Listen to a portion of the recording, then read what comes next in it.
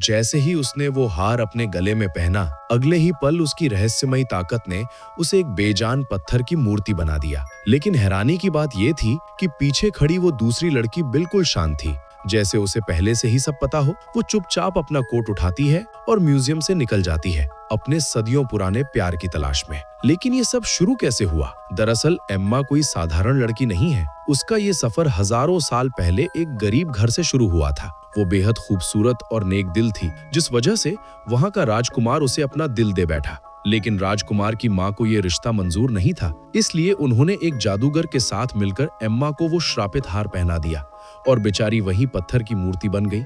देखते ही देखते सदियां बीत गईं। फिर एक दिन म्यूजियम का एक वर्कर एथन गलती से उसके गले से वो हार हटा देता है।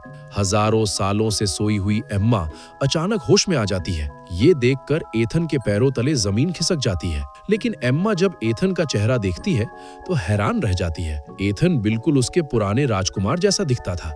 उसे लगा कि उसका सदियों पुराना प्यार वापस मिल गया है। वो उसे पुरानी बातें बताने लगी और धीरे धीरे दोनों एक दूसरे के करीब आने लगे। मगर किस्मत को कुछ और ही मंजूर था। एक दिन नहाने के बाद एम्मा गलती से उस हार की शक्ति को भूल जाती है और उसे फिर से पहन लेती है। वो दोबारा एक बेजान मूर्ति बन जाती है।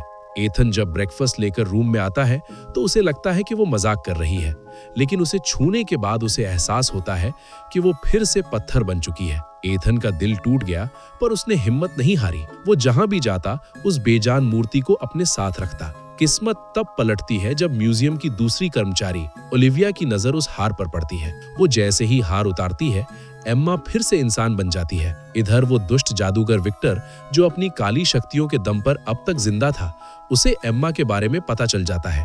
वो उसे कैद करने के लिए अपने गुंडे भेजता है। गुंडे एम्मा को किडनैप करके एक हॉट एयर बलून में ले जाने लगते हैं। ऐन वक्त पर एथन वहां पहुंचता है और अपनी जान पर खेलकर उस उड़ते हुए गुब्बारे की रस्सी पकड़ लेता है। जादूगर उसे नीचे ढकेलने की कोशिश करता है, लेकिन एम्मा फुर्ती दिखाते हुए वही श्रापित हार जादूगर के गले में डाल देती है और उसे नीचे ढकेल देती है। आसमान से गिरते ही वो दुष्ट जादूगर विक्टर टुकड़े टुकड़े हो जाता है और हमेशा के लिए खत्म हो जाता है। फाइनली आज वो लड़की आजाद है और एथन के साथ मिलकर अपनी एक नई जिंदगी की शुरुआत कर रही है।